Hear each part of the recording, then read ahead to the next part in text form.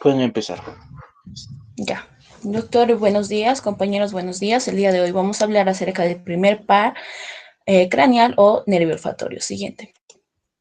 Lo que tenemos que saber de anatomía del nervio olfatorio es que los nervios craneales van a tener una inervación tanto sensitiva como motora. Entonces quiere decir que va a tener componentes sensitivos y motores.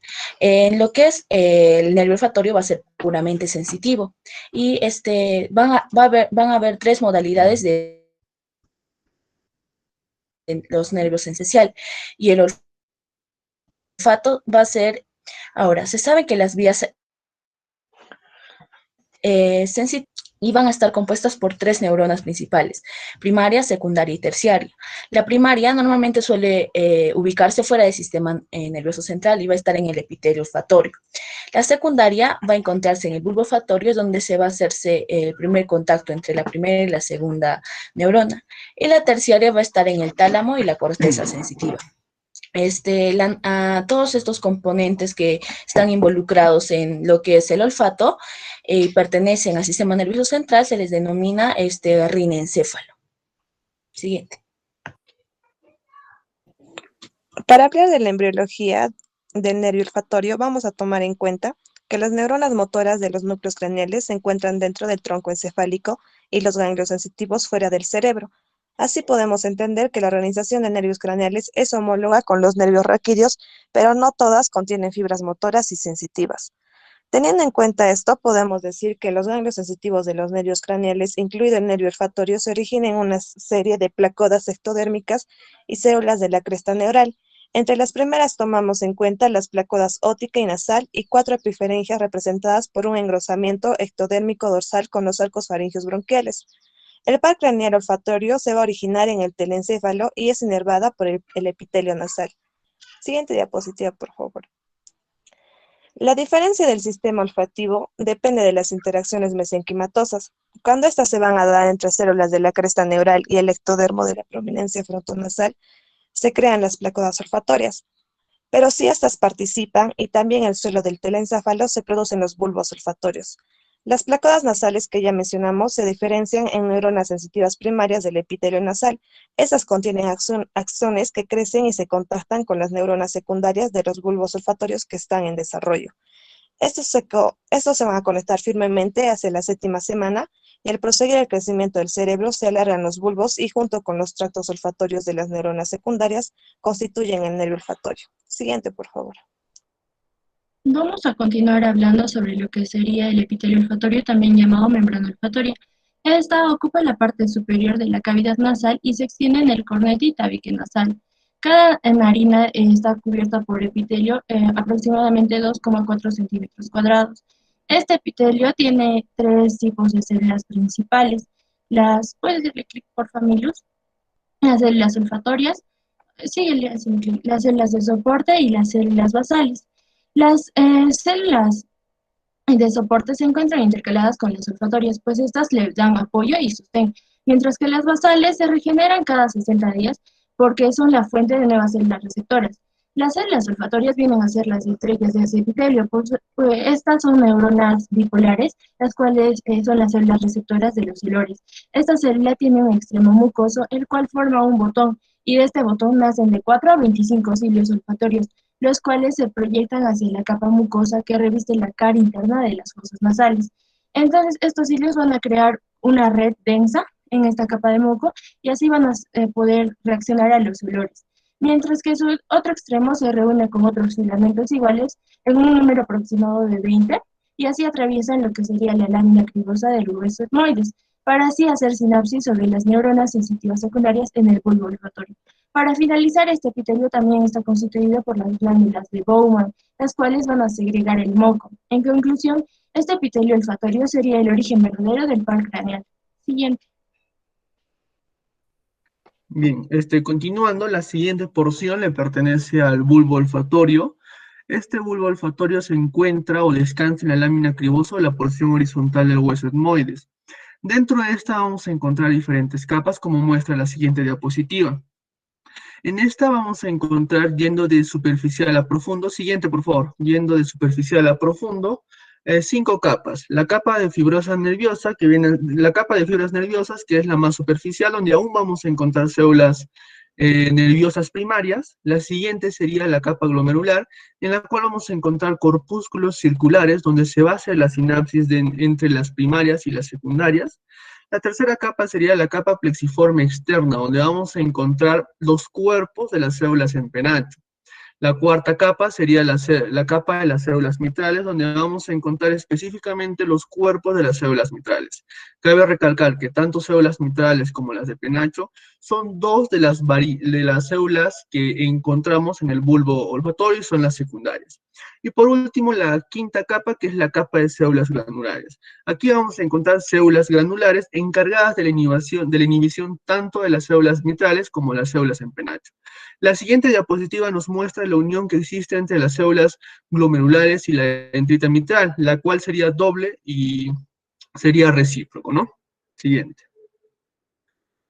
Ya, en cuanto a lo que es el tracto olfativo y vías eferentes, el bulbo olfativo se va a convertir en el tracto olfativo cuando solo este lleva los axones de los segmentos de las células.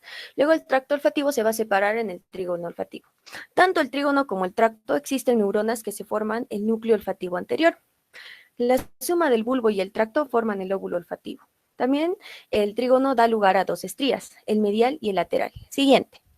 Entonces, los axones de las células, de las neuronas del núcleo olfativo anterior van a pasar a través de la estría medial. Luego van a cruzar por la comisura blanca anterior y va a penetrar en la estría medial del lado opuesto, hasta llegar al bulbo olfativo y núcleo olfativo, pero del lado contrario, como podemos ver en la imagen. Siguiente.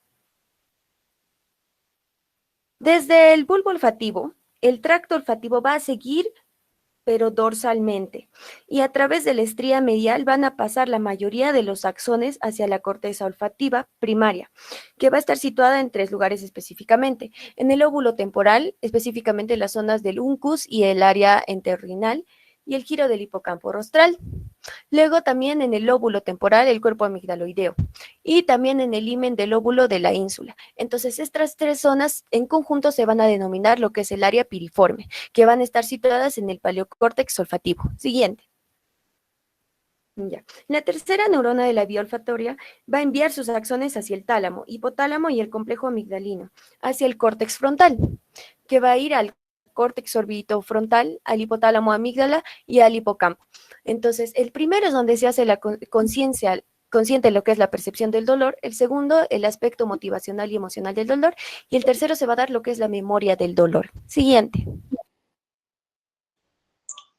Con respecto a los centros olfativos, vamos a poner una clasificación según Guyton basada en su antigüedad filogenética, en el cual tenemos los centros muy antiguos o los centros arcaicos, los cuales son los núcleos septales por delante y encima del hipotálamo, constituyen el área olfativa medial. Su función es la de proporcionar las respuestas más primitivas a los olores como la salivación, la repulsión o la erección. Luego tendremos los centros antiguos, el cual es el área olfativa lateral, y en ella se encuentran la corteza prepiriforme y piriforme y la porción cortical de los núcleos amigdaloideos. Esta se conectará con lo que sería el sistema límbico, principalmente al hipocampo, y de aquí parten fibras en dirección al paleocórtex de la porción anteromedial del lóbulo temporal, sin pasar por el tálamo.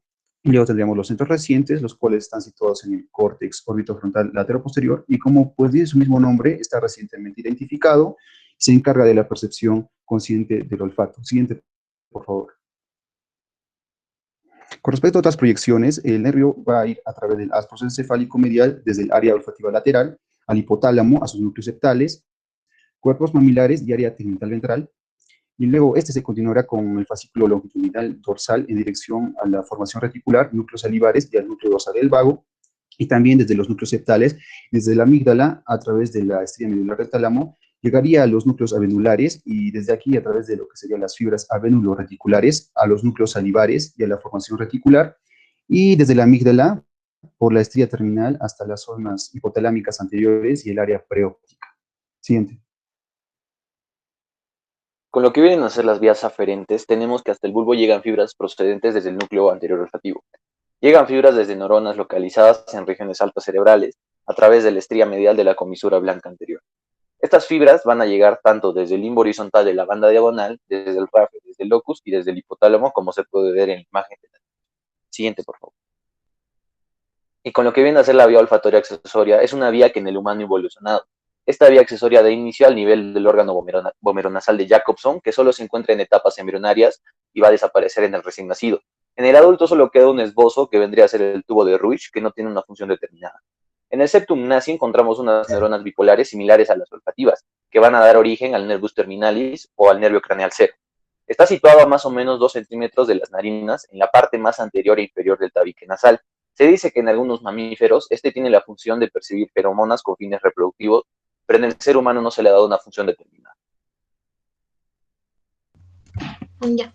Acerca de las consideraciones clínicas, es importante considerar que la función olfatoria requiere que cada uno de los componentes de esta vía haga su labor correctamente. En el caso no se dé esto, se va a generarse lo que es una pérdida completa o parcial del olfato. A la pérdida completa se le conoce como anosmia y esta puede generarse por una neuropatía que se va a dar a nivel de lo que son la lesión de los nervios que pasan por la lámina cribosa, los filetes nerviosos, y si es central va a ser una lesión o daño que se genere en la corteza olfatoria, bulbo olfatorio o corteza frontal. Se puede darse por un traumatismo encefalocraniano, que el transporte del odorante no sea eficiente hacia el epitelio, alteraciones de la sensibilidad del receptor, entre otros. Luego tenemos los mecanismos fisiopatogénicos. Estos son tres. Si se da una alteración a nivel del tracto nasal, esto generalmente por traumatismos que se dan en el tercio medio facial o del conducto nasal, lo que va a suceder, es que se va a generarse una degeneración de los cilios, el epitelio y los receptores del olfato. Se puede darse generalmente por fracturas tipo Lefort, como podemos ver aquí, y fracturas frontoorbitarias. En lo que es alteración del nervio olfatorio, se refiere a la alteración de los filetes nerviosos que pasan por la lámina cribosa de los etmoides. Esto se puede darse por un trauma en la base del cráneo, en el área occipital, una fractura nasal, un movimiento brusco, e incluso estas lesiones pueden llegar a afectar incluso a nivel central. A nivel central se va a darse una lesión que sea por una contusión cerebral que cause un edema, una hemorragia o un hematoma. Si se va a darse a nivel del lóbulo frontal y temporal, se puede producir lo que sería una alteración del olfato, pero sin presencia de anosmia propiamente dicha. Si se va a darse a nivel del bulbo y tracto olfatorio, puede generarse una anosmia unilateral, pero si se da a nivel de la corteza olfatoria, más o menos en el área 34 y 28, va a generarse lo que son las alucinaciones olfatorias. Eso sería todo, doctor. Gracias, aquí está nuestra bibliografía. Ya. Han corrido mucho. A ver, deja de compartir.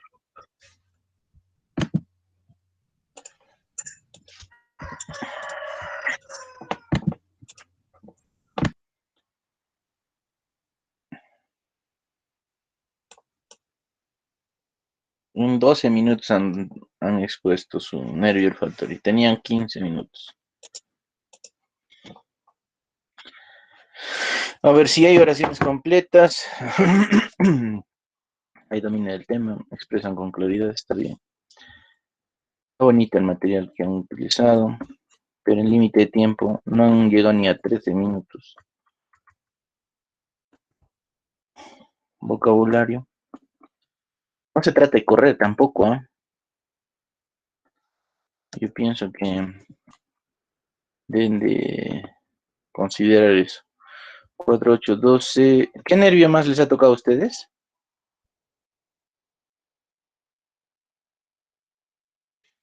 Hola. Hipogloso, doctor.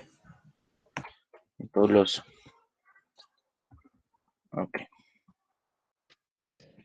De primera instancia tiene 4, 8, 12, 15, 18, 19, 23.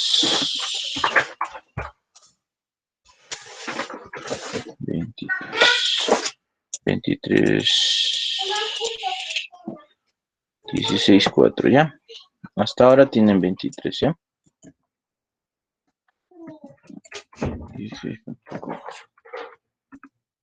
Ya, pues hay que mejorar ese otro. Álvarez, está bien, Herrera, Álvarez, Guamán, Granilla, Ortiz de Oroé, Segovia, Alvisuri, Centeno, Collazos y Vargas, ¿no? Hola. Sí, doctor. Ya, ya, listo. Siguiente grupo, por favor.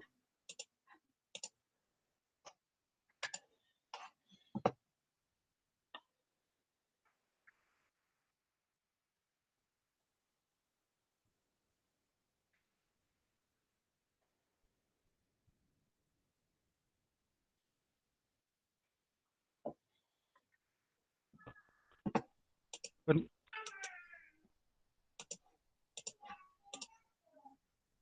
hola, ¿se escucha? Sí, se escucha. Sí, se escucha.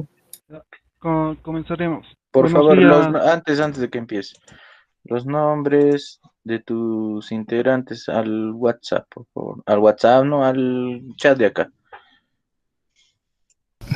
Sí, doctor, ahorita. Ok, listo. Está bien, doctor. Ya, buenos días, compañeros, buenos días a todos. A mi grupo y a mí nos ha tocado exponer el nervio óptico segundo partanio. Ya, el nervio óptico es el encargado de transmitir la información visual. ¿Cómo se va a dar esto? En la retina va a comenzar a entrar la luz y este se va a transformar en señales eléctricas y después van a ser llevadas al sistema nervioso central. Este nervio va a estar formado por un tracto de 1,2 millones de axones. Y estos axones van a estar formados por lo que serían las células ganglionares y por la glía. Y su origen aparente de este va a ser el ángulo anterior del quiasma óptico. Va a medir aproximadamente de lo que sería 5 centímetros de longitud y se va a orientar anterior-posterior. Su diámetro dentro de la esclerótida va a ser de 1,5 milímetros y fuera de este va a aumentar su tamaño. Va a ser 3 milímetros. Este nervio se va a dividir en 4 segmentos. El primer segmento se le va a conocer como el intraocular, el segundo como el intraorbitario, el tercero como el intracanicular y el último se le va a conocer como el intracraneal.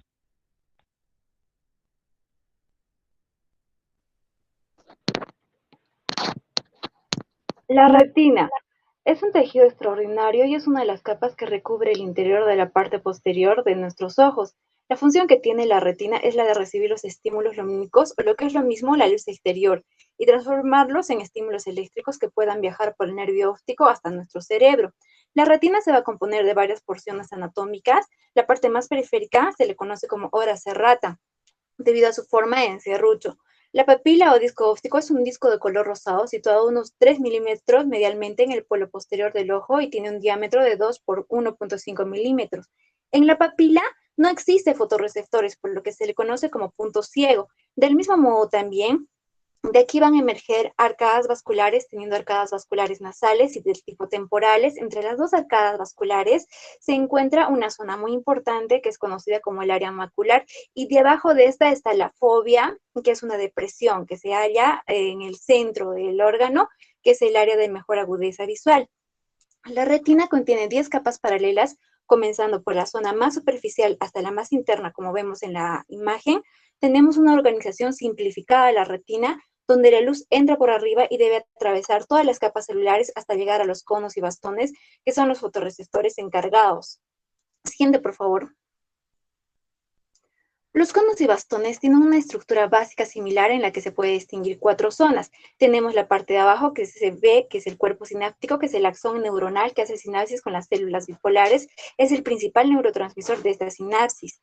Luego está el cuerpo celular, donde se halla situado el núcleo de la célula, que en el cono es más grande, más ancho y donde tiene la información genética. Además, tenemos el segmento interno, donde está la zona especializada en la producción de energía, y cuanto más numerosas, donde hay numerosas mitocondrias. Tenemos el segmento externo, que es la parte de la célula que absorbe los estímulos lumínicos, donde se consideran cilios modificados en su membrana y están dispuestos en discos. Las principales diferencias entre conos y bastones son a nivel morfológico y funcional, donde los bastones son alargados y los conos tienen más una forma cónica. Los bastones tienen rodopsina, que intervienen en la visión con poca luz y son los que nos muestran la imagen en blanco y negro, mientras que los conos tienen eritropsina, cloropsina y cianopsina, que intervienen en la visión a color. Siguiente, por favor.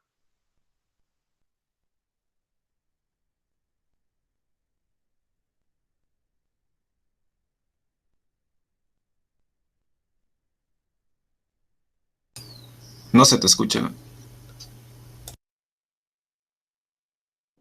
Carlos, tu micro está apagado.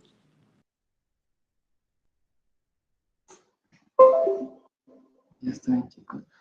El segundo grupo celular sería las células ganglionares, que estas van a recibir las señales de los fotorreceptores, que primordialmente van a ser los bastones, llegando hacia los grupos de los del segundo, o sea, al segundo grupo, que serían las células bipolares, y finalmente llegando a las células ganglionares como tal.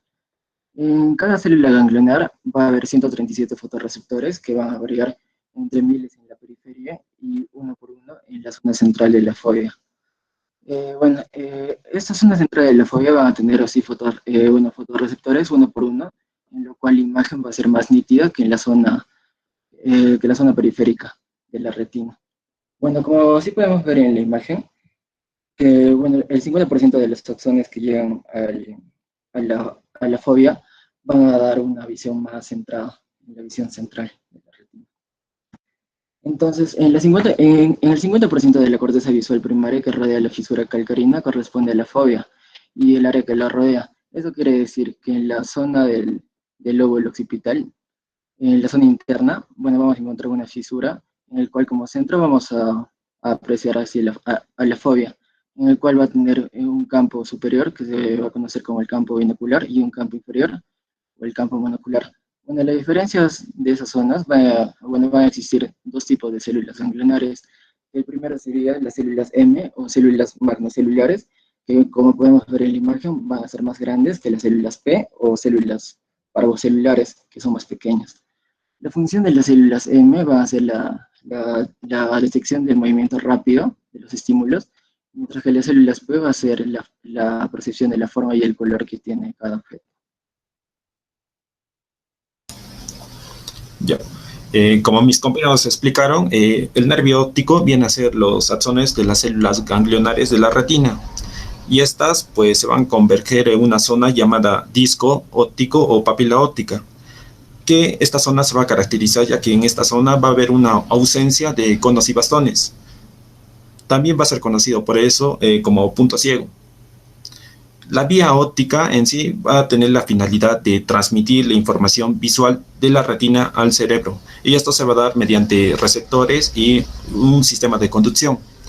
Los receptores acá van a ser lo que son los conos y bastones. Lo que van a hacer estas células van a transformar el estímulo en un impulso nervioso, y este va a viajar a través de este sistema de conducción, que va a estar dada por neuronas.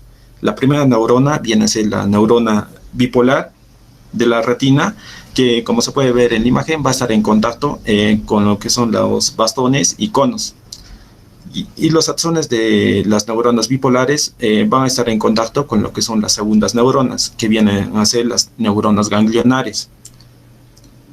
A la vez, la retina va a presentar dos tipos de fibras: unas fibras nasales o mediales y unas fibras laterales o temporales. Las fibras de la retina nasal, como se pueden ver en la imagen, van a cruzar a través de lo que es el quiasma óptico y van a pasar a formar lo que es una cintilla óptica en el lado opuesto. Por el contrario, lo opuesto va a ser lo que es las fibras temporales. Estas no van a cruzar al lado opuesto, sino que se van a mantener en el mismo lado. Una vez que se ha formado lo que es la cintilla óptica, estas van a ser sinapsis con lo que son las neuronas, con las terceras neuronas, llamadas las neuronas del cuerpo geniculado externo. Los axones de estas neuronas del cuerpo geniculado externo o lateral va a emitir una especie de radiaciones, a las cuales pues se les va a denominar radiaciones ópticas o de Gratiolet, o también es conocido estas radiaciones como haz geniculado de calcarino. Estas a la vez van a ser sinapsis con otras neuronas que se van a encontrar ya en la corteza visual primaria o área 17 de Brodmann. Una vez que la información ya está en el área 17, se va a dirigir hacia la zona 18 y 19, que vienen a ser las áreas de asociación visual y de percepción.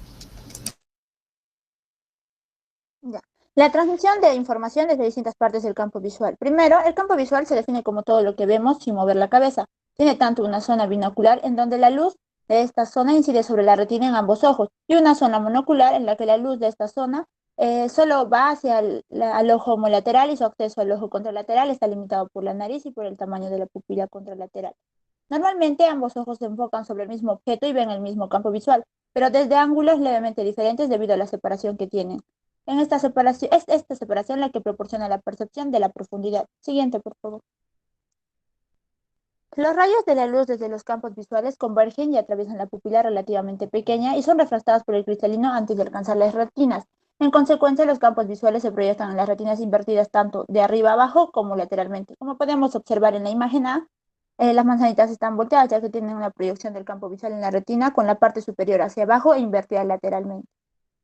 Bueno, los axones de las células ganglionares que transportan la información visual desde los 4 cuadrantes de la retina van a converger hacia la papila en forma ordenada y mantienen aproximadamente la misma relación entre sí dentro del nervio óptico.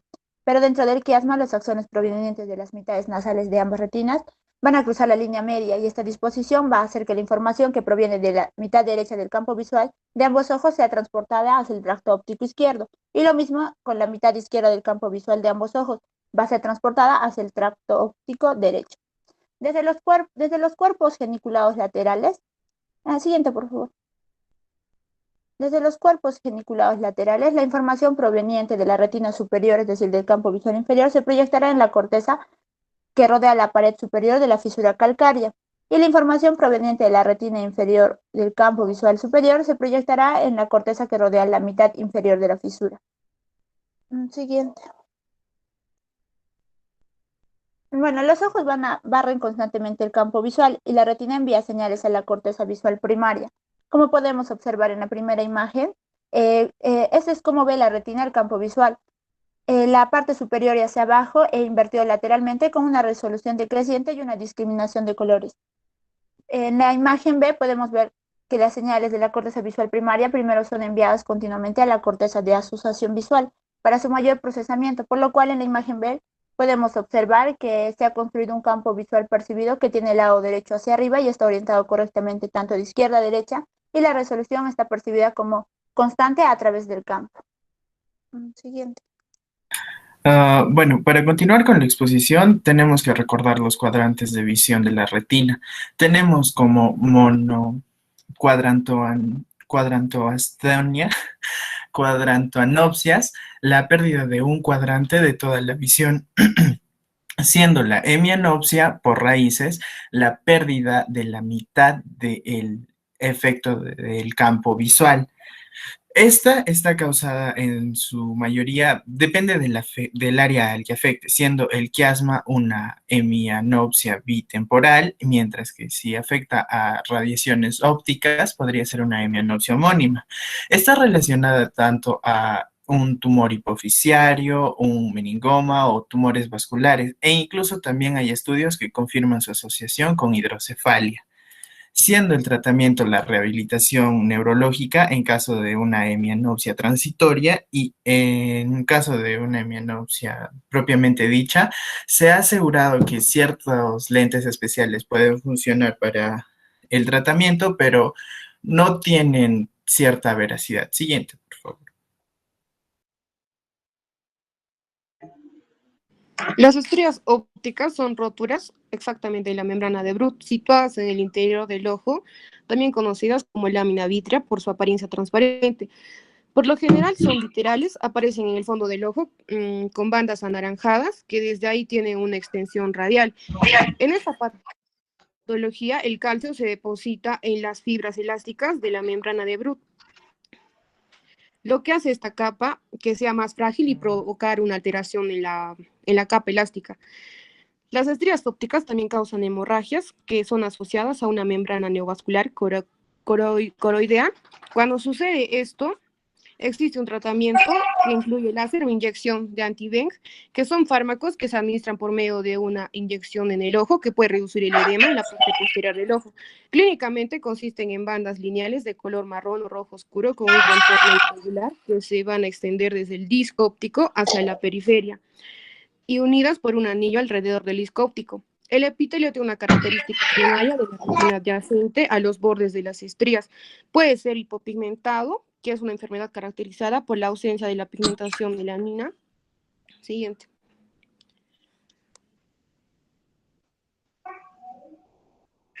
La evaluación clínica del examen del nervio óptico comprende 4 procedimientos. Está la visualización del fondo de ojo, que este requiere el uso de un oftalmoscopio y el examen se realiza en una habitación con luz tenue, de modo que las pupilas tengan una dilatación máxima.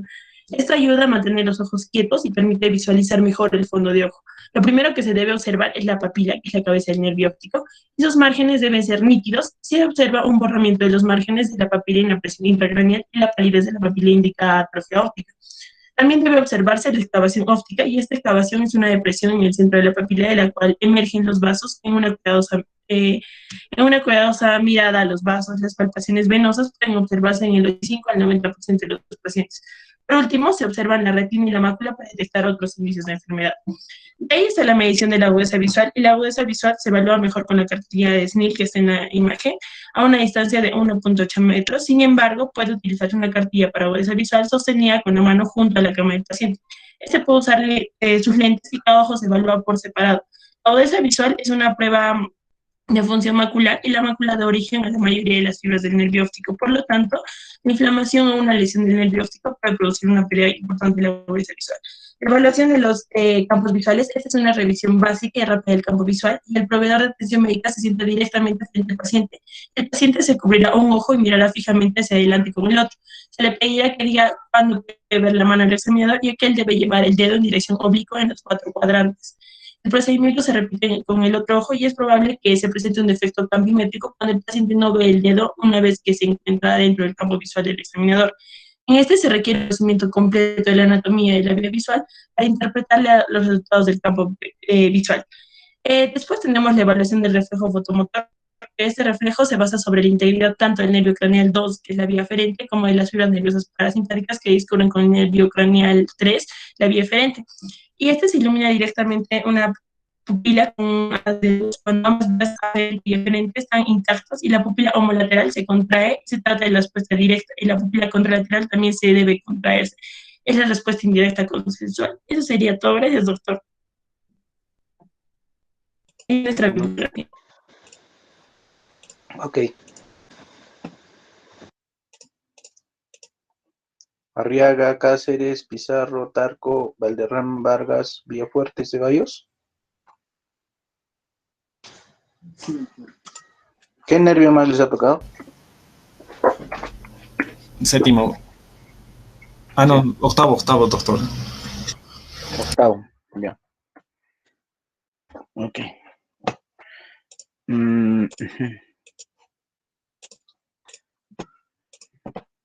Este es su tiempo, 16 minutos. A ver, si hay oraciones claras, hay expresión en claridad, mejoren sus diapositivas, ¿eh?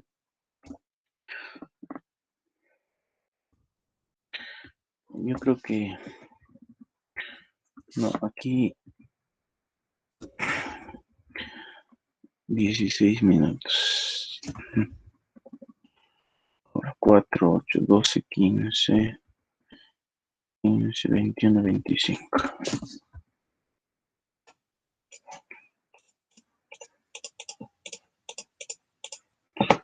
$17.85.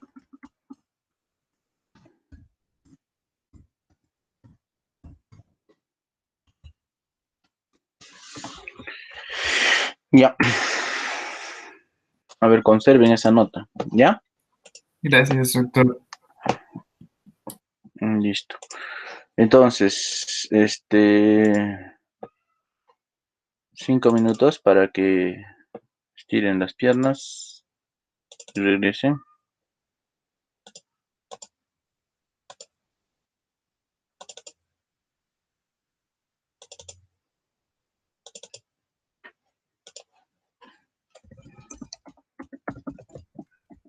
Doctor, Dígame.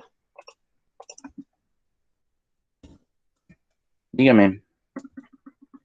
doctor, sumaba 18.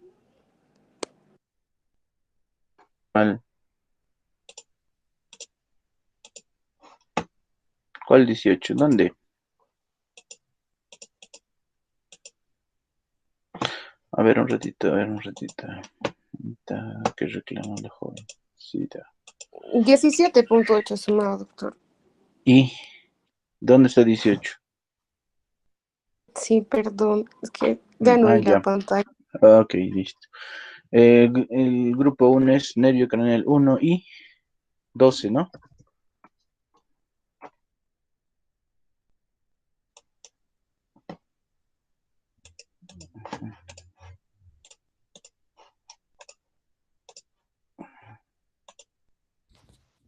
Doctor, no sé si Dígame. eh, creo que hace varios días está habiendo una confusión y a mi compañero Mijael Tarco le está diciendo Tarco bueno, entonces él es Tarco Sumire. No sé si me puede corregir. ¿En dónde? En, en los nombres, creo, no sé en qué parte, al momento de Era designarnos una los lista, nombres. doctor. En la lista que usted tiene, ¿no? En la lista que le pasó Jordana, doctor, fue un error, pero creo que ya se cambió en la lista que se le envió hoy. Ok, gracias. Ya se cambió ya.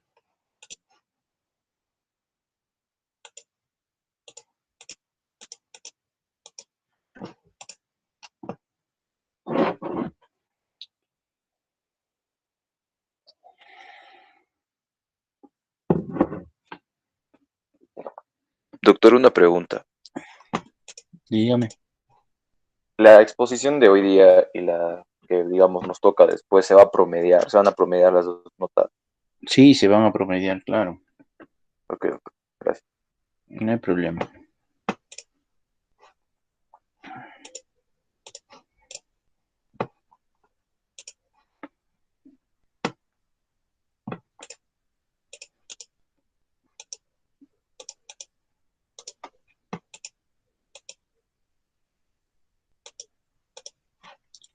Estiren sus piernas 5 minutos para que luego estén tranquilos atendiendo.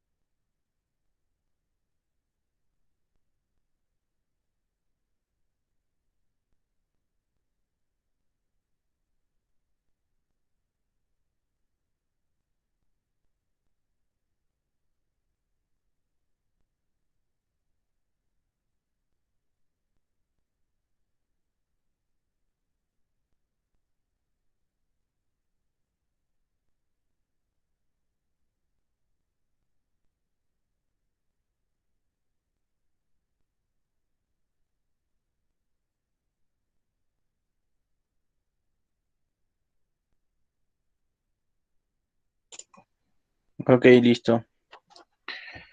¿Ya están todos sentaditos? Sí, doctor, por favor. Listo. A ver.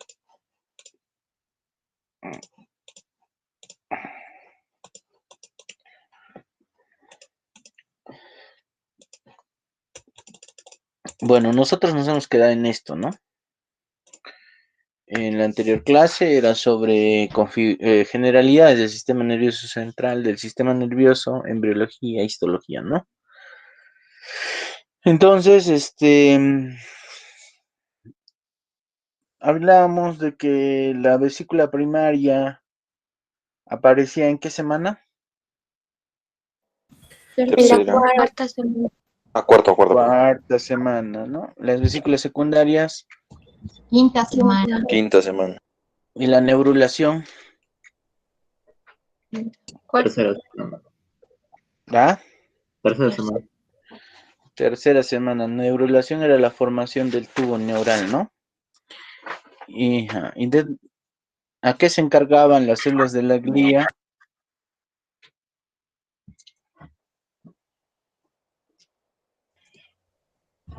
¿En qué se encarga? Estructural, doctor. ¿De qué?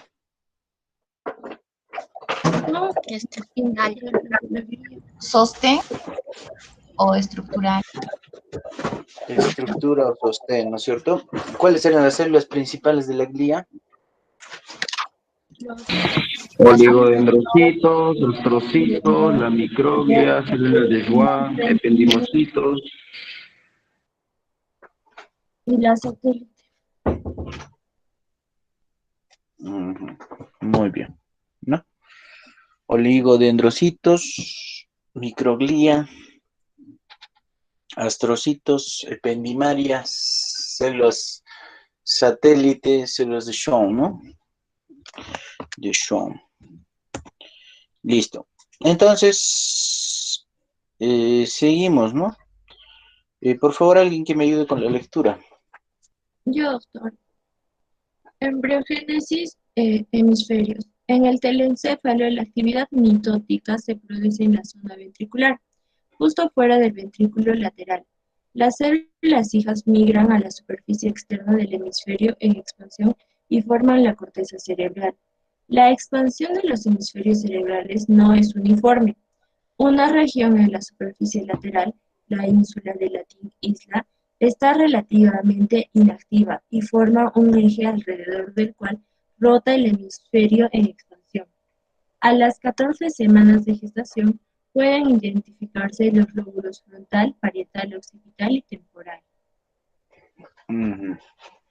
Lo dicho, ¿no?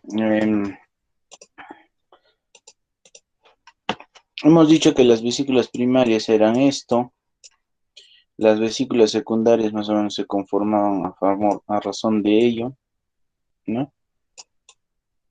Era como una especie de giga, los pancita, cerebelo, cuarto ventrículo y bulbo raquídeo. Telencéfalo, diencéfalo, mesencéfalo, metencéfalo y mielencéfalo, ¿no? Prosencéfalo, mesencéfalo y rombencéfalo, era así, ¿no? Entonces dice que en esta porción más o menos su actividad mitótica es disminuida, entonces al término de las 14 semanas aproximadamente, dice, ¿no? Que empezaba a formarse más o menos esta configuración cerebral, donde, esto está mal, ¿no? ¿Cómo hay que borrar esto?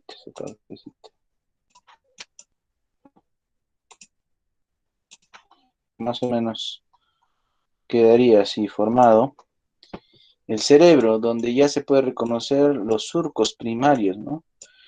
El surco central de Rolando, el surco de Silvio, el surco parieto-occipital, la muesca preoccipital, y así el lóbulo frontal, el lóbulo parietal, el lóbulo temporal y el lóbulo occipital, hacia las 14 semanas, ¿no? Pero aquí en medio, como vemos aquí en esta porción, no hay pues una una actividad mitótica, o sea, quiere decir que el cerebro no es redondo, sino el cerebro queda con una especie de vacío dentro, en la mitad. Esto en este corte coronal o de Charcot, le vamos a apreciar de la siguiente manera, ¿no? Donde aparecería el giro frontal superior, frontal medio, frontal inferior y aparecería aquí los giros o un lóbulo que se conoce como,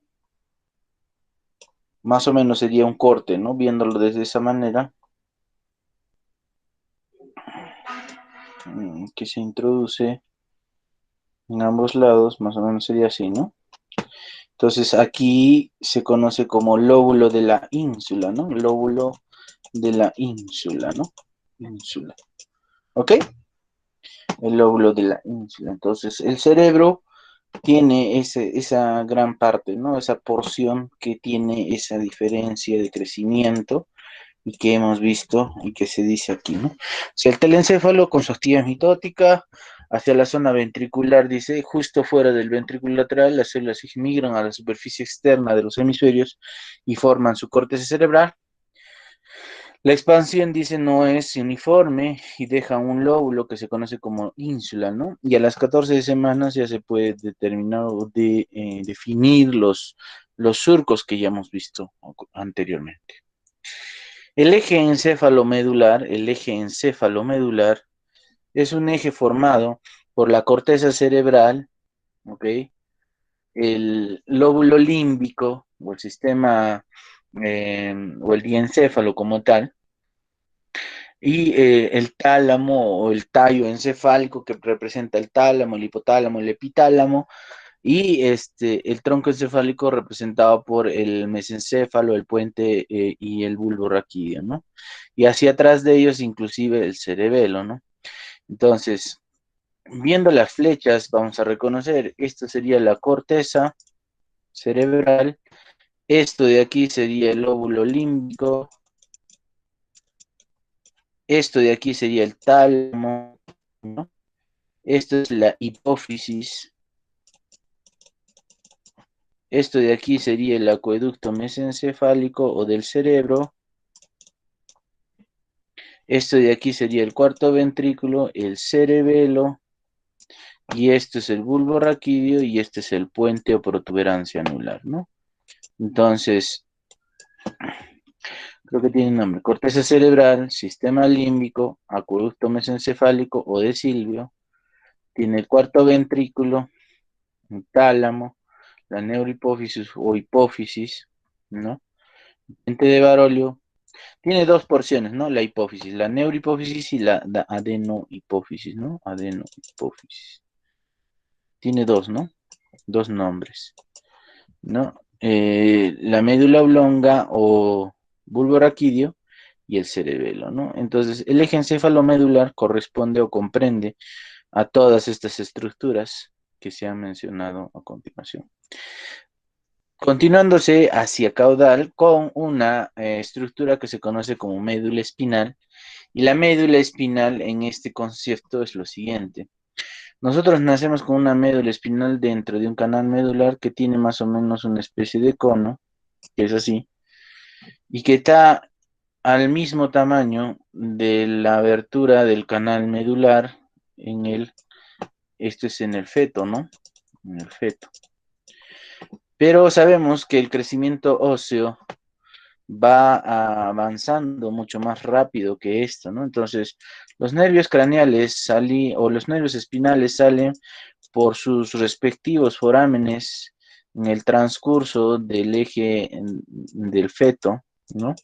Salen en sus mismos canales y vemos que se encuentran a la misma altura, ¿no? Donde S5 será pues S5, ¿no? Correspondería al mismo canal. Pero hemos visto que además el feto o el embrión, o en todo caso el feto ya, empieza a crecer más el tamaño de sus vértebras, ¿no? Siendo así que la consideración es que estas vértebras al crecer y al término de su crecimiento van a dejar este cono a un aproximado nivel entre L4 y L5 en el recién nacido. L4 o L5, ¿no? En el espacio entre L4, ¿no? Y en el adulto entre L3 y L4, ¿ok? Entre L3 y L4, o sea que estamos diciendo que en el adulto va a crecer todavía un poquito más, ¿ok? Este cono medular. Pero ¿qué ha pasado con los nervios que han venido saliendo por su estructura?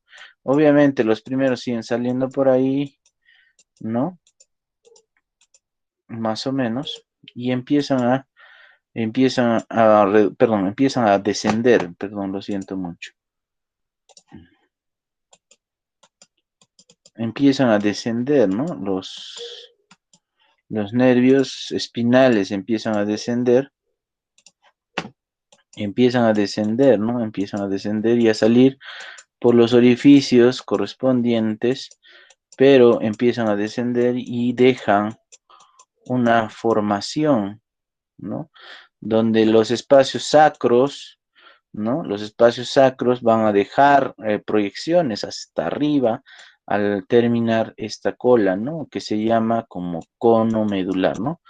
Entonces, la médula espinal termina en una punta que se conoce como cono medular, ¿no?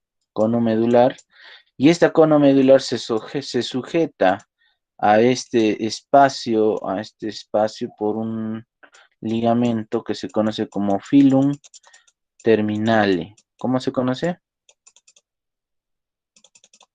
Filum terminale. Filum terminale. Filum terminale, ¿ok?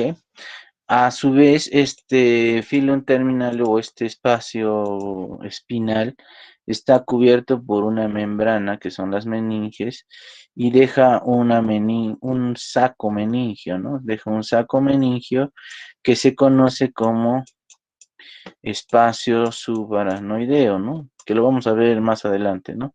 Pero este es el espacio subaracnoideo de la cisterna lumbar.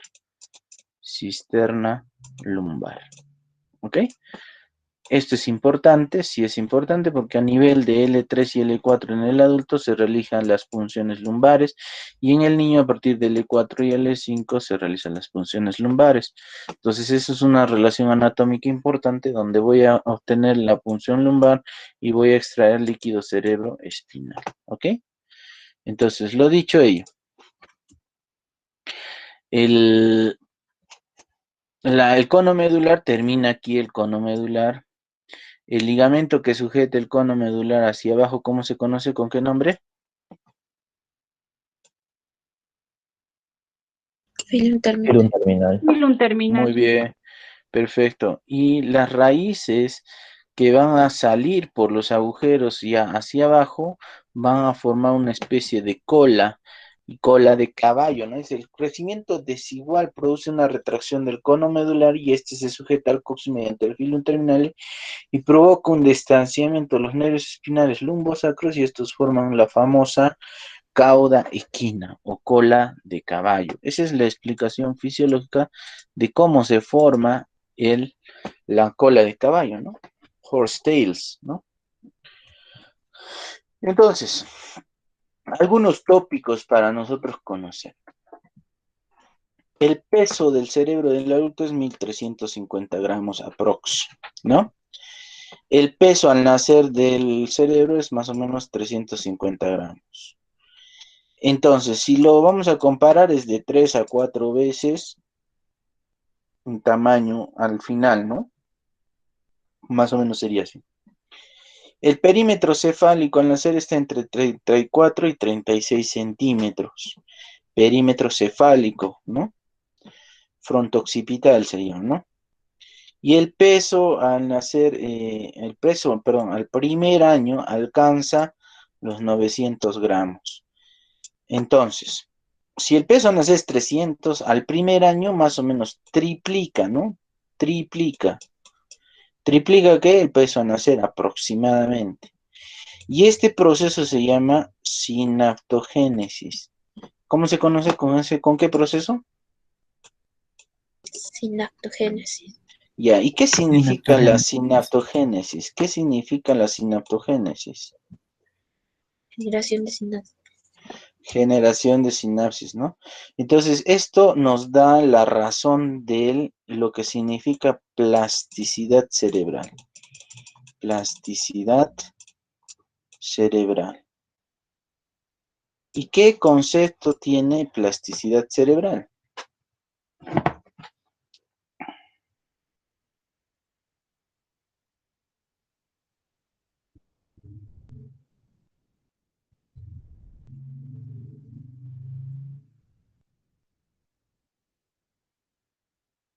¿Alguien? ¿Nadie?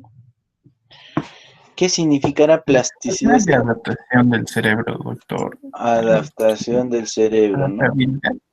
Perfecto. El hecho de que se haya más sinapsis quiere decir que el individuo va a adquirir más habilidades. ¿Ok? Nosotros como médicos evaluamos el neurodesarrollo. Neurodesarrollo del niño. Y preguntamos, ¿no? Al mes de nacido existen los reflejos, ¿no? Reflejos pulgar palmar, ¿no? Pulgar palmar, ¿no? Pulgar palmar o de prehensión, ¿no? O de prehensión, en todo caso. Reflejo de prehensión. Es un reflejo que va a estar presente en el nacimiento y que va a ir perdiéndose a medida que va viendo ¿cómo se dice? El crecimiento o el del neurodesarrollo, va avanzando el neurodesarrollo. Existe el reflejo de succión, Babinski, en algunos casos se menciona bien, Babinski hasta el año es positivo y es normal, ¿no? Reflejo de Moro. Moro, ¿no? Moro, ¿no? Y bueno, hay muchos reflejos, ¿no? Que hablamos, el reflejo de esgrima y demás, ¿no? Bueno, por solo mencionar algunos, ¿no? Entonces son reflejos que van apareciendo en el transcurso del neurodesarrollo y que van desapareciendo además. En el primer año van a desaparecer muchos de ellos, ¿no? Muchos de ellos. ¿Qué quiere decir? Que está habiendo sinaptogénesis, o sea, los reflejos primitivos son reflejos de supervivencia, ¿ok? El reflejo de supervivencia. Dice, el niño sonríe a partir de los 3 meses de edad. O entre el primer mes y el tercer mes sonríe el niño. Y esa sonrisa no es porque te ve bonito, no, porque son feos. Entonces, sonríe porque él necesita verse, ¿cómo se dice? Necesita verse adorable para sobrevivir. Es un reflejo. La sonrisa es un reflejo. No es porque te ve y le das gracia, no, sino sonríe porque necesita supervivir. Si tú ves a un niño sonreír, es lo más adorable que has visto, ¿verdad? Evidentemente, entonces, ¿y se te ocurriría producirle daño a esa persona o a ese niño? No. Entonces, eso genera, eso es es un reflejo de defensa, ¿no? Es un reflejo de defensa, la sonrisa. El hábito, por ejemplo, el niño no sostiene su cabeza, hasta el segundo mes de vida. El segundo mes de vida empieza a mover el cuello poco a poco, ¿no? Sostener el cuello. Entonces quiere decir que ha desarrollado crecimiento de la musculatura y a la vez control cervical, ¿no? El control cervical se genera en el giro en la corteza prefrontal, ¿no? En la corteza motora primaria, ¿no? ¿Ok? Entonces quiere decir que se han desarrollado ya las neuronas a ese punto, ¿no? Ajá. Después, ¿qué cosa, no? La pinza digital que aparece a partir del 7º y 8º mes, ¿no? La pinza digital. Esto obviamente lo van a ver en pediatría, ¿no? Pero la pinza digital quiere decir que va a poder agarrar el dedo pulgar con el índice, ¿no? Eso va a desarrollarlo más o menos en el 8º o 7º mes de vida. Y este pinzamiento digital es que le va a ayudar a coger objetos finos, ¿no? Es motricidad fina, ¿no? Motricidad fina. Estamos hablando, mira, de que ni siquiera estamos entrando al primer año, ¿no? En el sexto mes ya el niño se sienta, por ejemplo, ¿no? El sentarse, ¿no? La sedestación del niño, ¿no? En el sexto mes. Al 11º y 12º mes, más o menos, ya se para y camina, ¿no? Y camina, ¿no? Más o menos eso es lo que estamos viendo, el crecimiento.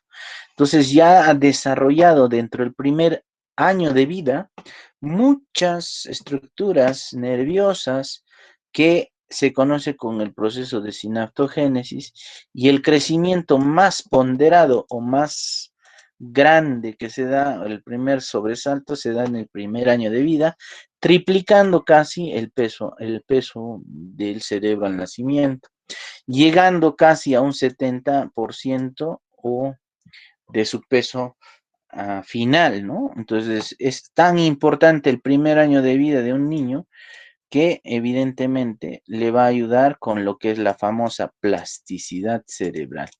Entonces, ¿qué quiere decir plasticidad cerebral? Es la capacidad del cerebro a reponerse a eventos adversos debido al crecimiento sinaptogénico. ¿A qué me refiero con eso? Por ejemplo, ocurre un accidente, ¿no? O sea, nosotros, por ejemplo, a ver, ¿cuántos de ustedes tocan instrumentos? ¿Cuántos de ustedes tocan instrumentos? ¿O quién no toca instrumento en este grupo? A ver, somos 56. ¿Alguno de ustedes no toca instrumento? ¿Qué diga? Sin roche. No le voy a hacer roche. ¿Todos tocan instrumento? No, ¿Tú, yo no Harold? toco nada. ¿No tocas? ¿Pintas? No. ¿Algo artístico haces? No. ¿Diferente de todos? ¿Te gusta la lectura? Poco. Poco. ¿Te gusta la computación? Sí. ¿Mucho? ¿Poco? ¿Qué te gusta hacer? Bastante. Así, fuera de que seas médico, a ver, ¿qué te gusta hacer? En deportes juego lo que es el vóley y balonmano. En pintura soy malo. La computación me agrada. Creo que es todo. Un ratito, vayan pensando un ratito.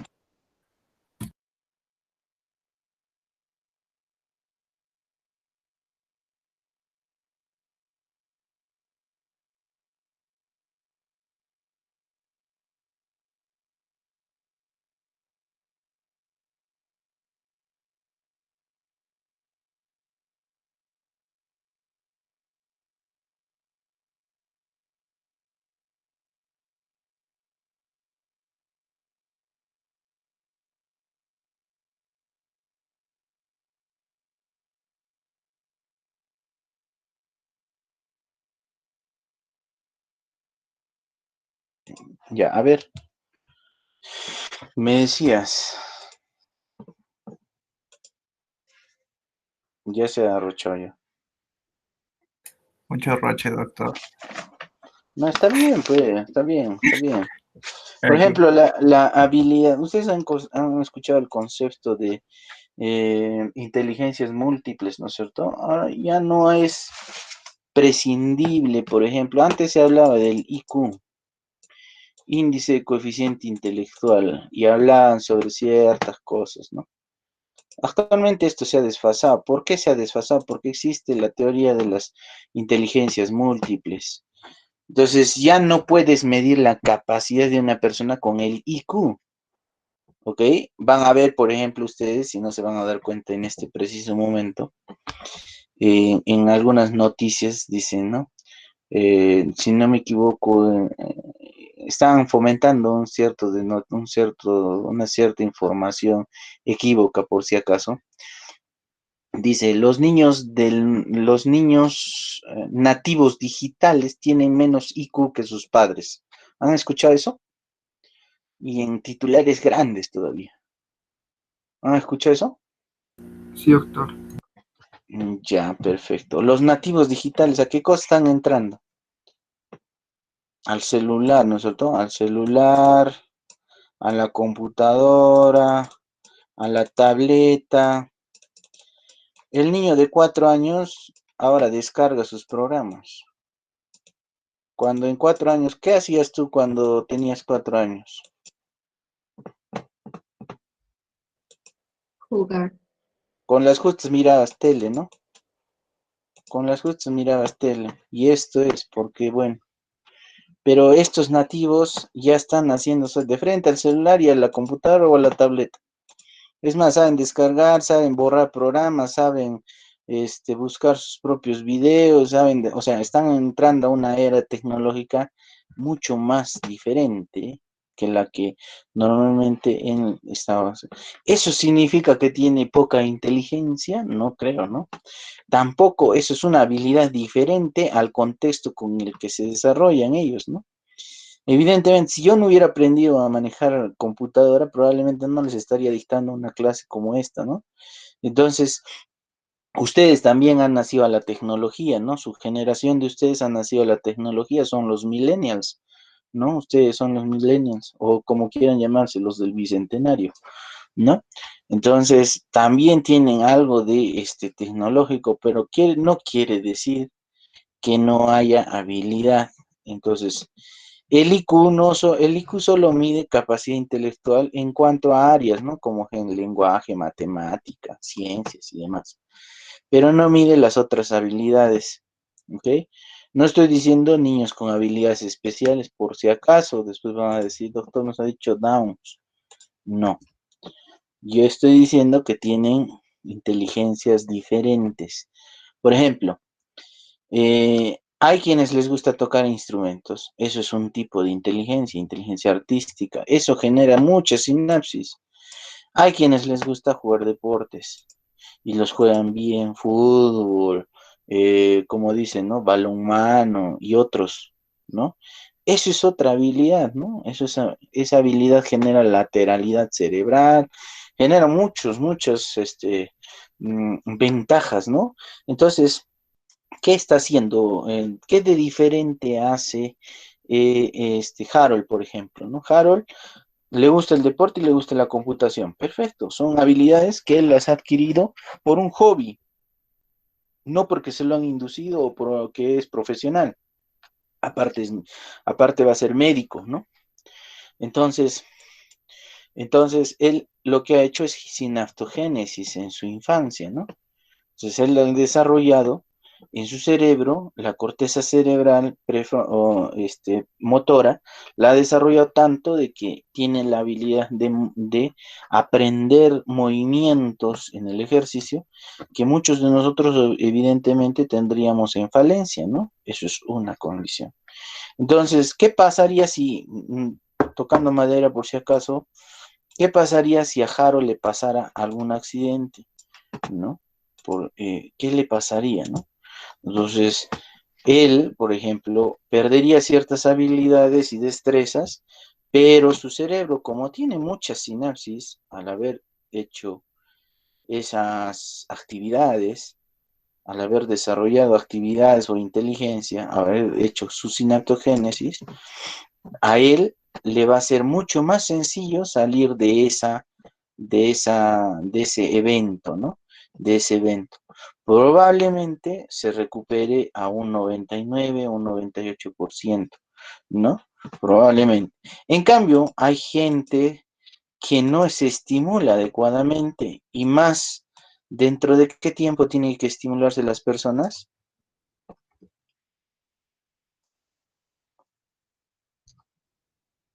Hola. Hola. Hasta 5 años, doctor. ¿Hasta dónde?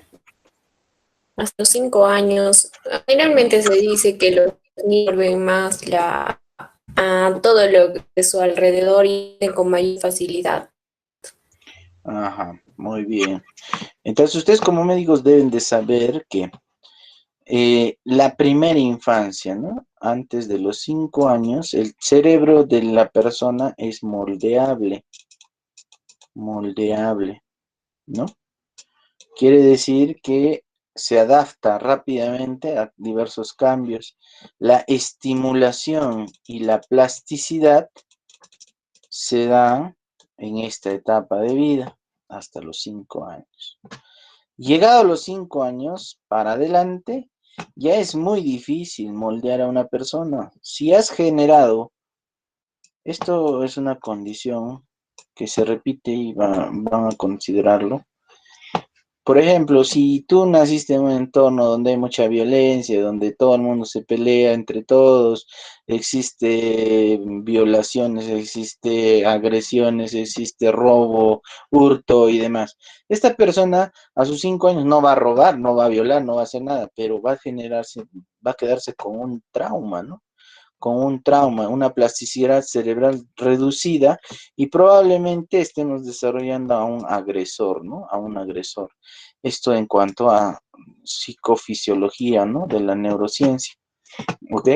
Entonces, si tú a los 5 años lo estimulaste bien, le has dado todas las pautas, ¿no? Desde respeto, la ética, respeto, los valores le has inculcado en la casa, le has dado muchas, ¿cómo se dice? Condiciones de una persona relevante en esta primera etapa de vida. Entonces, más aún en el primer año de vida que se da el desarrollo más grande o el salto más grande del neurodesarrollo, entonces, se da así o sea, se puede generar personas de bien, ¿no? Entonces, imagino que ustedes a su primer año de vida o hasta sus 5 años de vida han sido personas muy bien estimuladas, es por eso que han llegado hasta donde están en este preciso momento. Entonces, bueno, retomando nuestro tema. Entonces, vamos a hacer una tabla comparativa, una tabla de doble entrada donde vamos a ver peso y talla, peso y años, ¿no? Entonces, se dice que del primer año de vida, aquí está el primer año de vida, hasta la edad adulta, donde más o menos se termina el crecimiento cerebral, se da en una condición que el primer sobresalto es desde el nacimiento, que empezó con 350 gramos hasta 900 gramos, es el primer salto, ¿no? Que da la persona. O sea, que quiere decir que este primer año es fundamental para el crecimiento cerebral. Luego aparece pues este crecimiento ya más elongado, de mucho más tiempo, estamos hablando de 25 años, donde otro siguiente crecimiento importante es hasta los 5 años de vida, ¿no?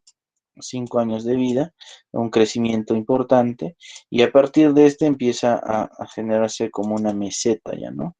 Entonces, estos 5 años de vida y este primer año de vida son importantes, ¿no? Importantes en el neurodesarrollo. El perímetro cefálico y demás, ¿no? Que hemos visto cómo va a crecer. Entonces, la tabla es la siguiente.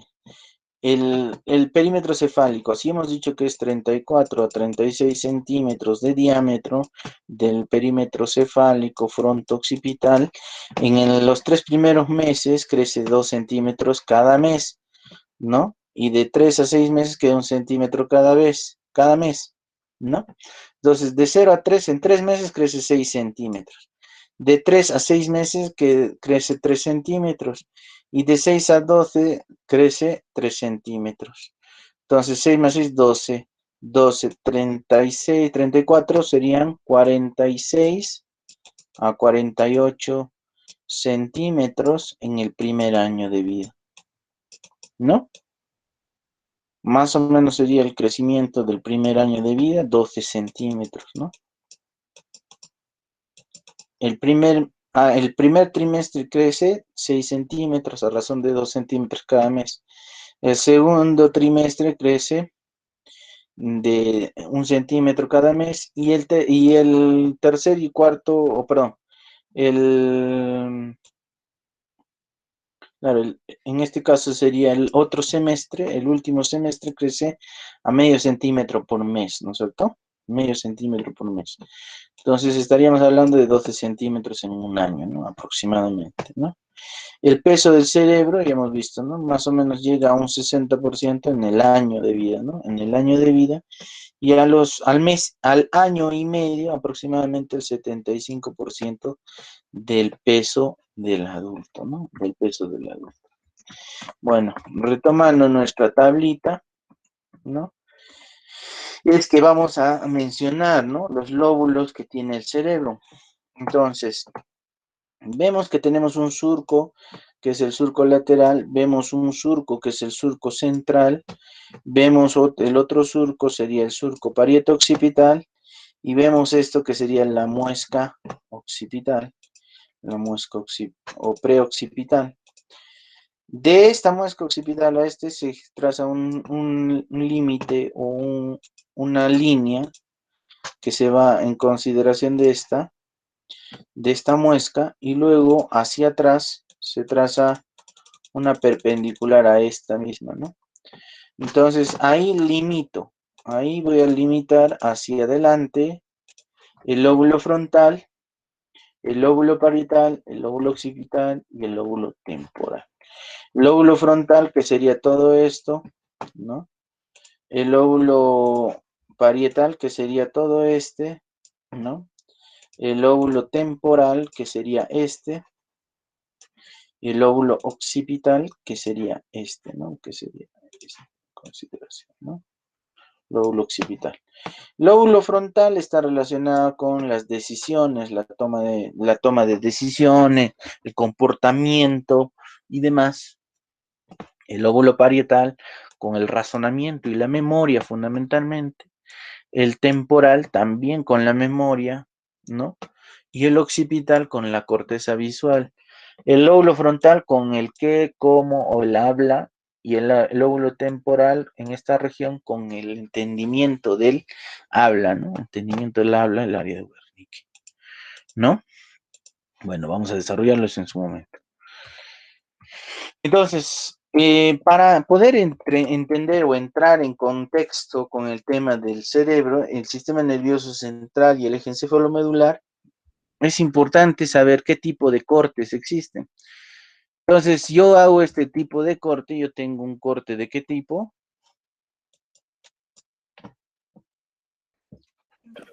Transversal. Transversal, ¿no? Transversal. ¿Ok? Es un corte transversal que en el vulgo o en el término médico o neuroanatómico, este corte se llama fleshing. ¿Cómo se llama? Fleshing. ¿Ok? Fleshing. ¿Ok? Este es el corte de fleshing. Bueno, ahí ya está ya la palabrita, ¿no? Corte transversal o de fleshing. Y este corte de fleshing me va a dar pues esta visualización del cerebro en su porción interna, ¿no? En su configuración interna, donde voy a apreciar que hacia la periferia se encuentra pues la sustancia gris, ¿no? Hacia la corteza, la sustancia gris, hacia el medio se encuentra la sustancia blanca, hacia esta mitad, vemos aquí hacia esta mitad los núcleos, que también es sustancia gris, los núcleos basales, ¿no? Y además unos agujeros, ¿no? Unos agujeros, vemos unos agujeros que serán los ventrículos cerebrales, los ventrículos, ¿no? Y otras fibras de color blanquecina que cruzan, si se dan cuenta, que cruzan de lado a lado dos hemisferios, vemos aquí dos estructuras que cruzan y serán pues las comisuras, ¿ok? Las comisuras, vamos a ver qué cosa es una comisura, ¿no? Y vemos también pues que aparece esta porción que es la mitad del cerebro que se encuentra y se había denominado lóbulo de la ínsula, ¿no? Lóbulo de la ínsula, ¿no? Vemos diferentes estructuras, ¿no? Como tales, ¿ok? Luego tenemos pues este corte. ¿Qué corte es este? Sagital. No, sagital no. Coronal. Coronal. Coronal, ¿no? El corte coronal tiene otro nombre y se nombra Charcot. ¿Cómo se llama? Charcot. Charcot. Ok, en el corte coronal o de Charcot tenemos ya también esta otra forma de ver el cerebro, ¿no? Esta otra forma de ver el cerebro donde vamos a ver también lo mismo, ¿no? Sustancia gris, perdón. Vamos a ver sustancia gris, ¿no? Sustancia blanca, ¿no? Sustancia que va a cruzar los dos hemisferios que se llama comisuras. Comisuras, sustancia gris, sustancia blanca,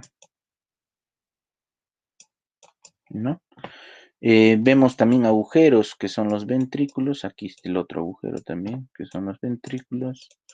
Y aquí en medio los cuerpos o los núcleos basales, ¿no? Basales.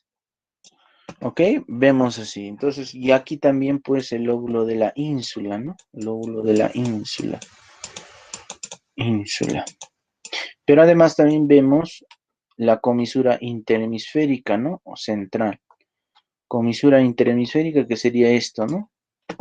Que sería la entrada o la separación de dos hemisferios, derecho e izquierdo, ¿no? La región talámica que se encontraría acá, el tálamo, ¿no? El tálamo.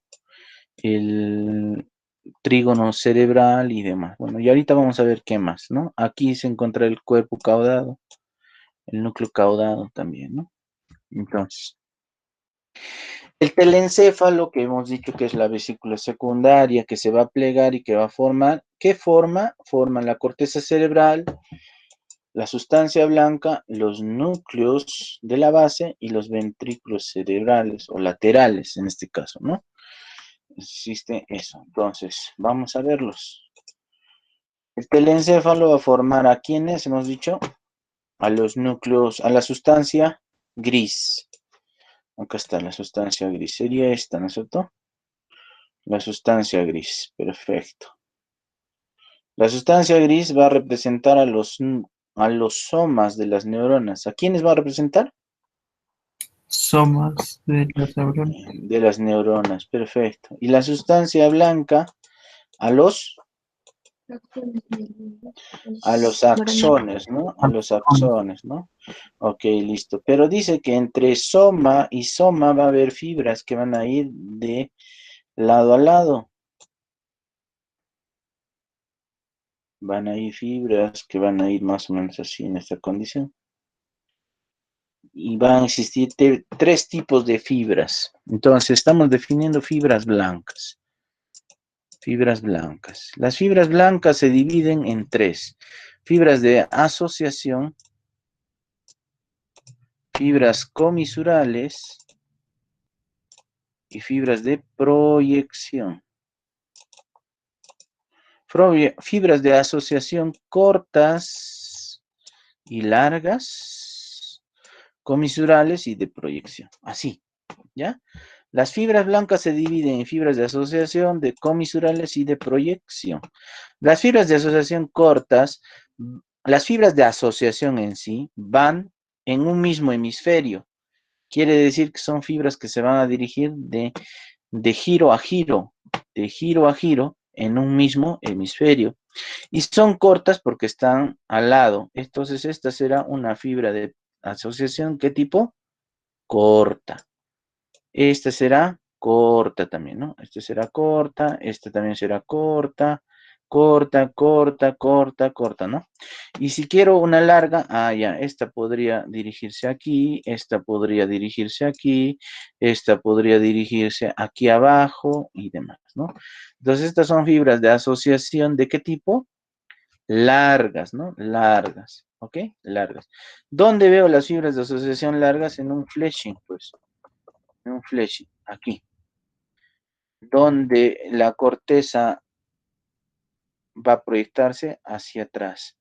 Y estas radiaciones ópticas, radiaciones de radio LED, como sus compañeros han dicho, ¿no? Radiaciones ópticas de Radialet son fibras de tipo asociativas, pero son fibras de asociación largas, ¿no? Largas, ¿ok? Largas. Entonces, aquí estamos, ¿no? Las fibras de asociación, largas. En un mismo hemisferio, pero son largas, en lugares distantes, ¿no? Luego tengo las fibras comisurales, y las fibras comisurales, la gran comisura, está representada por el cuerpo calloso. ¿Ven aquí el cuerpo calloso? El cuerpo calloso. La gran comisura. El trígono cerebral, llamado también como fornix, ¿no? Son fibras comisurales, son fibras blancas que van a cruzar de hemisferio a hemisferio, de derecha a izquierda. Entonces, las fibras blancas comisurales son fibras que van a salir de un hemisferio derecho al hemisferio izquierdo, ¿no? Evidentemente. O van a unir dos lugares en dos sitios distintos, en derecho e izquierdo. ¿Ok? Y las fibras de proyección, doctor, las fibras de proyección son aquellas que van a proyectarse desde la corteza a la médula. O sea, quiere decir que son fibras que van a dirigirse más o menos en esa condición, ¿no? Van a proyectarse. Y las fibras de proyección en la región del bulbo, perdón, primero, en esta porción van a dejar lo que es la famosa cápsula interna. ¿Ok? Cápsula interna, ¿ok? Y hacia abajo, en la médula o en el bulbo raquídeo, donde se van a cruzar, van a formar las famosas decusación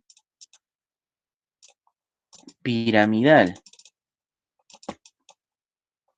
La decusación piramidal. Entonces, las fibras de proyección se están cruzando, ¿no? Y forman la decusación piramidal.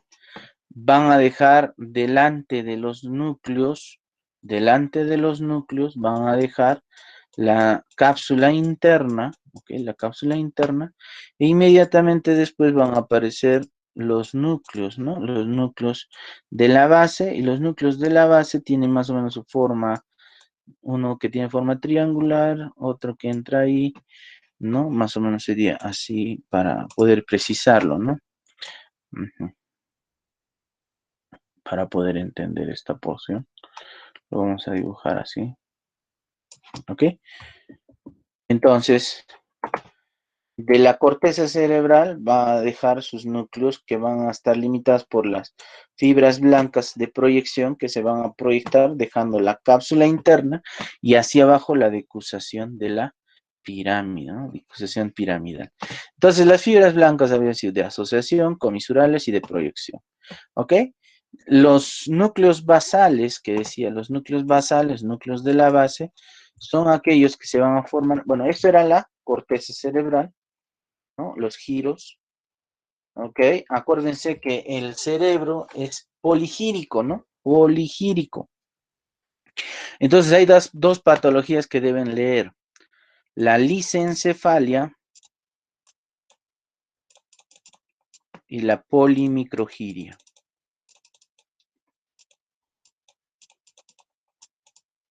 Entonces esas dos cositas van a leer ya para la siguiente. ¿Está bien? ¿Anotado? Sí, doctor. Ok, listo. Entonces, tengo las fibras de asociación, las fibras comisurales, las fibras de proyección, ¿no? De proyección, ahí está. Las fibras de asociación, las comisurales, las de asociación y las de proyección, ¿no? ¿Ok? En el telencéfalo hemos dicho que va a aparecer también los ventrículos laterales. Entonces, los ventrículos laterales van a tener esa condición. Si lo vemos en una cara lateral, más o menos va a ser en forma de C. Así más o menos sería un ventrículo lateral visto de forma lateral, ¿ok? Donde en el medio va a aparecer el tálamo, ¿ok? Y hacia abajo se comunica, pues bueno, la cabeza de pollo, que sería el tercer ventrículo, y hacia atrás el cuello del pollo, que termina en el cuarto ventrículo. Cuarto ventrículo, ventrículo lateral. Visto de una cara lateral, más o menos es así, los ventrículos. Visto de en una vista superior, tendríamos a lo siguiente, ¿no? Hasta frontal, hasta temporal, hasta occipital, más o menos sería así, ¿no?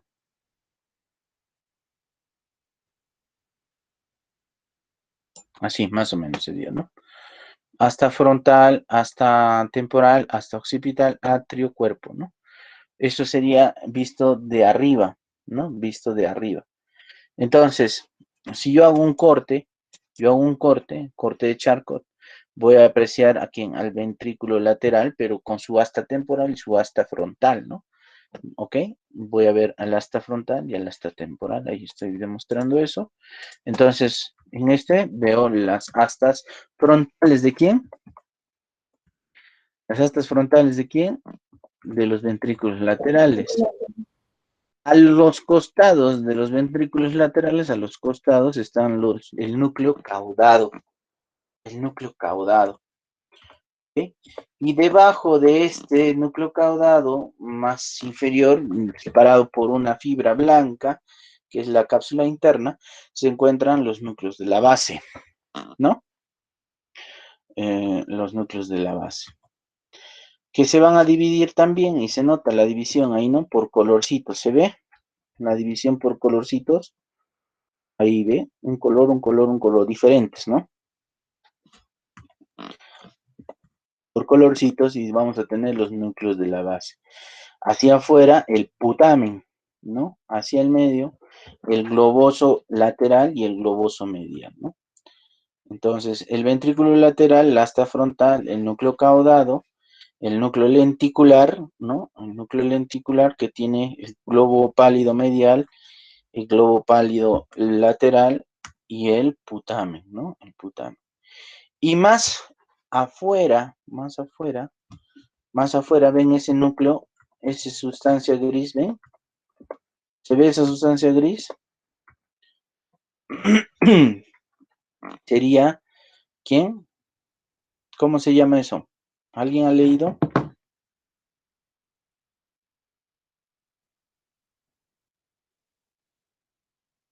Hola.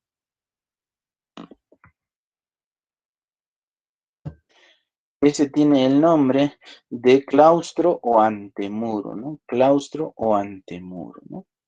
Claustro o antemuro. Entonces, la sustancia blanca que se encuentra hasta adentro será cápsula interna, cápsula media y cápsula externa. ¿Ven aquí?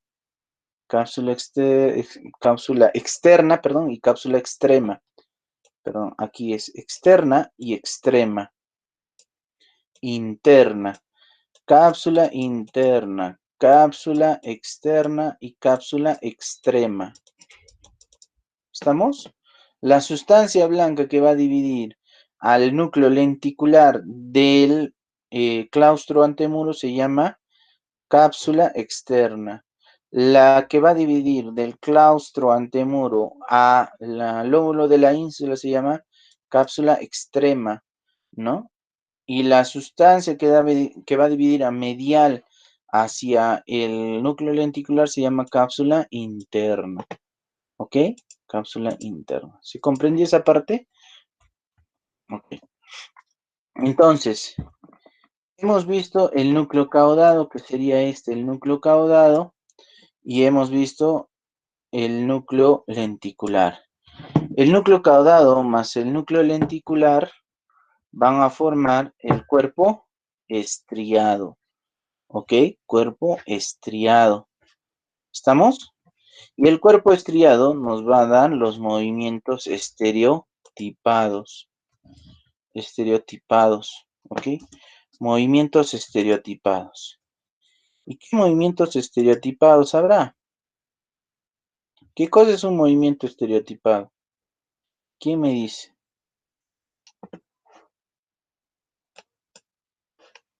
¿Mm?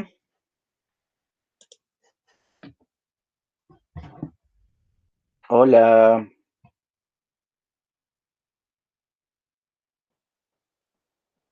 Doctor, ¿podría decirse que es un movimiento esperado? Un movimiento.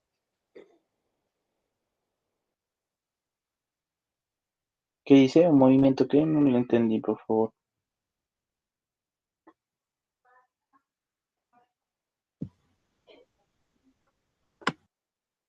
Pueden ser movimientos que no tienen un propósito, doctor, o sea que como que no, involuntario. Involuntario, automatizado, ¿no? Un tic, Involuntario, automatizado. ¿Perdón? como un tic. No, los tics son diferentes, tienen otro tipo de mecanismo, pero podría decirse, ¿no? Se confunde con tic. Ajá, ahí están los movimientos coreoatetóxicos, la atetosia, están los movimientos del trastorno perdón, del autismo, ¿no? Entonces yo les voy a mostrar unos videos para la siguiente, pero quiero que busquen el concepto de qué significa movimientos estereotipados, ¿ya? Y me busquen ejemplos de ellos. ¿Estamos? Para la siguiente, ¿ok? Entonces...